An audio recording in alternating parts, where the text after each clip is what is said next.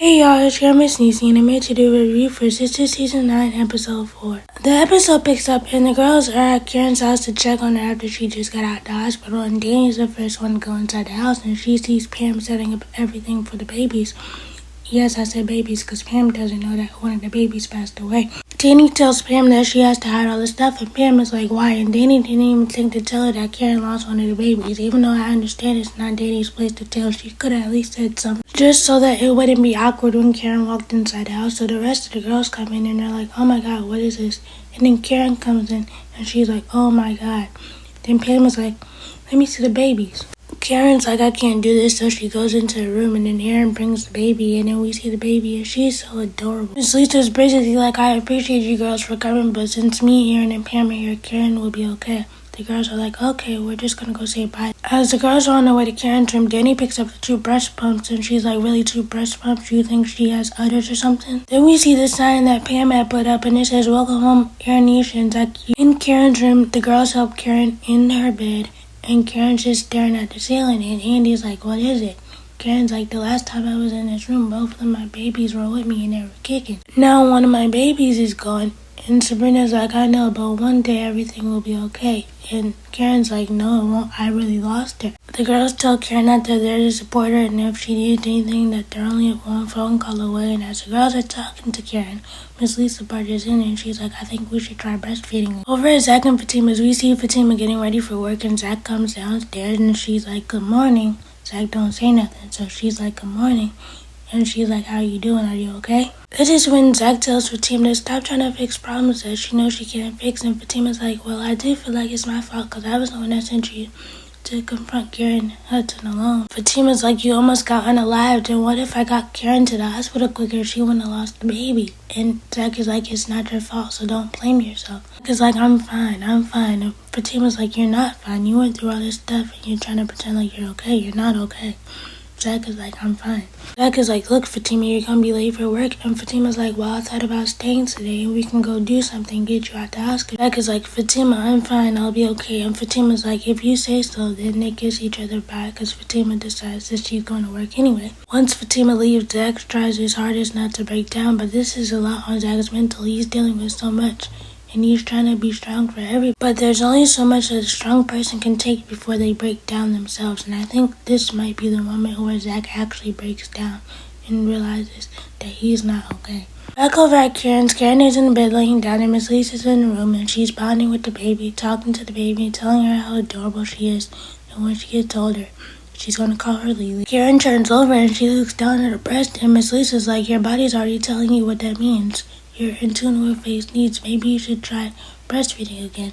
Karen's like, no, I'm not doing that. Lisa, I like you, and I understand that you're trying to get Karen to bond with this new baby because breastfeeding is a way that a mother can bond with their baby. How can Karen do that when she's not in the right state of mind? Right? Over at the law firm, Hayden approaches Andy, and they have a conversation, and Hayden's like, I saw that you took a couple personal days. I heard what happened with Gary. Andy's like, I thought you'd be 3. Hayden's like, actually, no. Even though I'm all for scheming, I even draw the line at attempted murder. Andy's like, I'm glad to know that you have standards. Hayden's like, let me say this. Even though we don't get along all the time, I'm glad to know that you're okay. Hayden's like, it's not a lot of us at this firm. Andy's like, what you mean? Hayden's like, black people. Andy's like, well, there is no us. You're the employee and I'm the partner. Andy's like, I wouldn't screw with that if I were you, because you would spend the rest of your afternoon looking on Indeed for other law firms to annoy. Hayden's like, I was just trying to be nice. Andy's like, no you weren't. What do you really want? Cut the BS. Hayden's like, where's Gary? Andy's like, how am I supposed to know? Hayden's like, you were engaged to him. Andy's like, I was, as in past tense, meaning no longer. Hayden's like, well, you are fickle. Andy's like, what was that supposed to mean? Hayden starts listing all the people that she slept with or been with. Andy's like, since you're checking my list, do you have Tamara's? Hayden sits there and he thinks for a minute. And he's like, you know what, that was a low blow. I'm sorry. And he extends his hand. Like, forgive me? And Andy pauses for a second, and she extends her hand. Hayden lifts it up, and Andy's like, what are you doing? Hayden's like, I'm checking for gunpowder. Maybe you shot Gary and disposed of the body somewhere. Andy's like, of course you would know about powder. Hayden's like, or did you have Danny do something? She looks like she can bite. And he just stares at him after he says that. And Hayden's like, what? Was it something that I said? Andy's like, you know what? I'll ask HR. Aiden's like, I was just playing. Over at the airport, we see Tony coming to talk to Danny, and Danny's sitting at the desk defending herself, and Tony's like, what's wrong with you? Are you getting sick? Danny's like, no, they just need to turn the air on. Then Danny starts making jokes about Alaska, and Tony's like, I see you got jokes this morning, and then he's like, how's Karen doing? Danny's like, she's in a lot of pain, and I don't know how she's gonna get through it. Tony's like, well, she has you, and you have me. Tony tells Danny that he has a lot of meetings to go to, so he'll talk to her later. He's like, don't worry about Karen, she'll be okay. That's when Leonard walks up and he's like, sorry to break up your little workplace romance, but how did you get a payout for assaulting me? Danny's like, well, Leonard, you do have a punchable face, so I was doing a service. Leonard's like, you humiliated me. Danny's like, well, that's what happened when you spread rumors about people at work. Leonard's like, I can't help if the rumors are true. And he's like, snitches get stitches. Nobody likes to gossip. Haven't you heard these things? Leonard's like, I guess you don't want to hear the gossip that I heard in the copy room this morning. Leonard's like, guess what? You'll find out soon enough. Danny's like, you know what? Here's the thing. I got coffee and it's hot this time. Leonard's like, you know what? Stay away from me. Danny, that wasn't a good thing to do because he can go back to HR and tell them that you're threatening him again. Over at the bank, we see Paige and Maurice working, and Maurice is sitting there talking to the customers, telling them not to steal pens and all this stuff, and Paige barges in and she's like, can I talk to you for a second? Paige is like, I know we said that we would build our friendship on honesty and I would be able to tell you when you're being rude. Maurice is like, no, I said that I would tell you when you're being rude. Paige is like, well, I did have to tell you that you were being rude. Maurice is like, fine. Paige is like, somebody woke up on the wrong side of their satin sheets this morning. Maurice is like, don't worry about my bed. Then that's when Sabrina opens the door and she's like, good morning, but she says it very dry. Maurice is like, I don't like that good morning. I'm gonna go check on it. Over in Sabrina's office, Maurice and Sabrina have a conversation and she's telling him about Karen and she doesn't know what to do and she feels so helpless. And Maurice is like, well, all you can do is be there for her. Then she's like, sidebar, I heard from the fertility clinic. They told me that all my embryos are boys. She's like, I knew it the first time I laid eyes on Damani. And then he makes a joke about Damani and Sabrina's like, what's that supposed to mean? She's like, you know what, I don't even want to know. Sabrina's like, it doesn't even feel right to celebrate. Maurice is like, well, you have to celebrate every sunshine that you get. In the late, great words of Andy Stone, my sunshine has come and yours has come. Then he brings up Rich. And Sabrina's like, I don't even want to talk about Rich. I don't even want to think about Rich. And as soon as she says that, Rich walks to the door and he's like, I'm sorry to disappoint.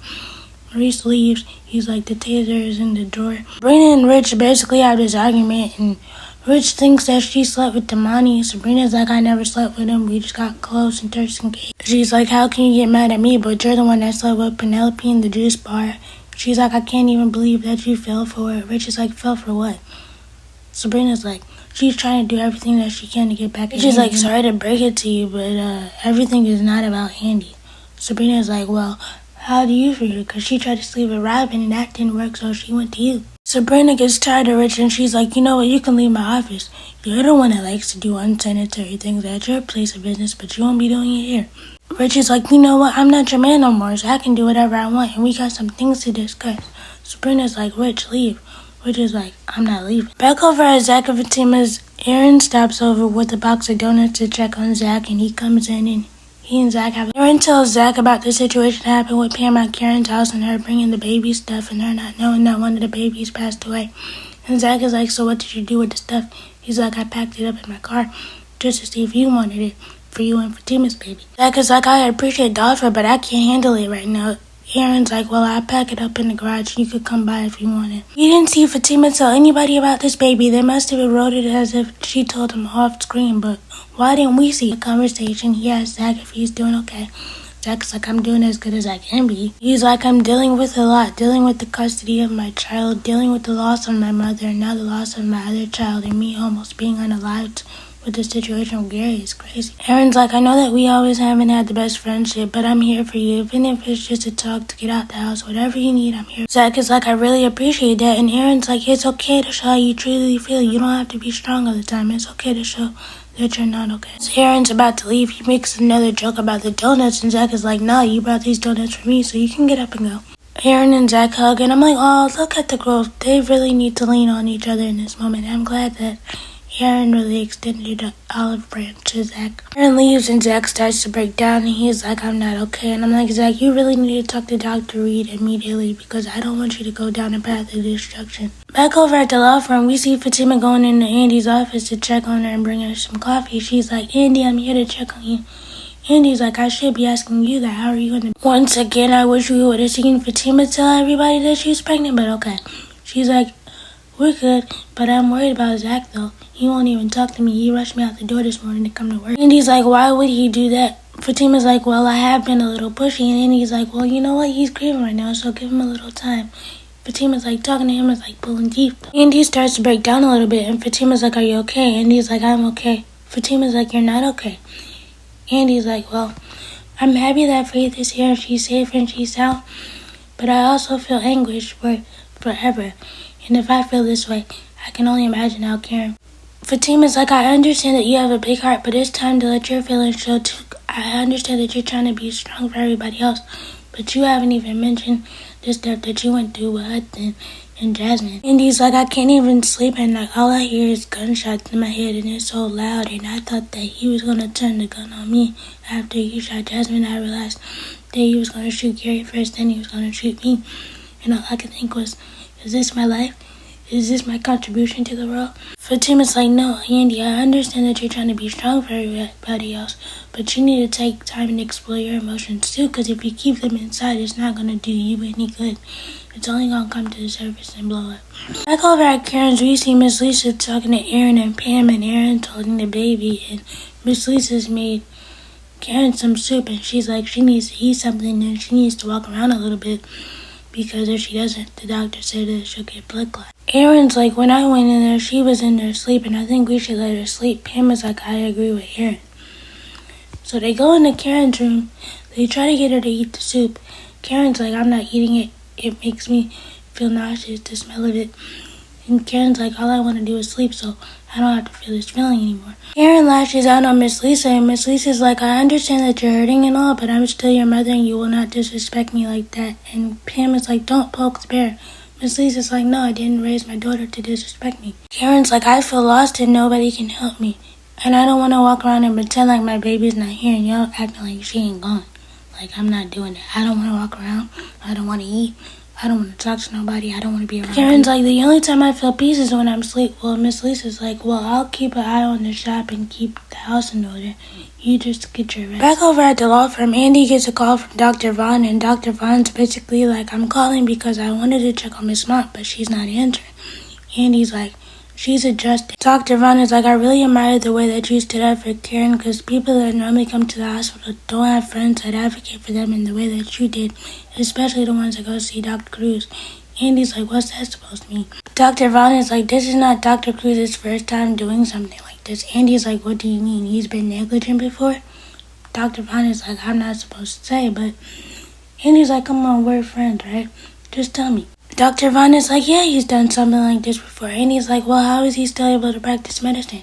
Dr. Vaughn is like, it's not what you know, it's about who you play golf with. All I'm going to say is white people privilege is a real thing, and I'm going to just leave it at that. Because there's no way that you would still be able to practice medicine and still be able to work at that hospital if he was a black man. Dr. Vaughn is like, I thought of even protesting and resigning a couple of times, but then I'm like, nobody would be here to protect the patient.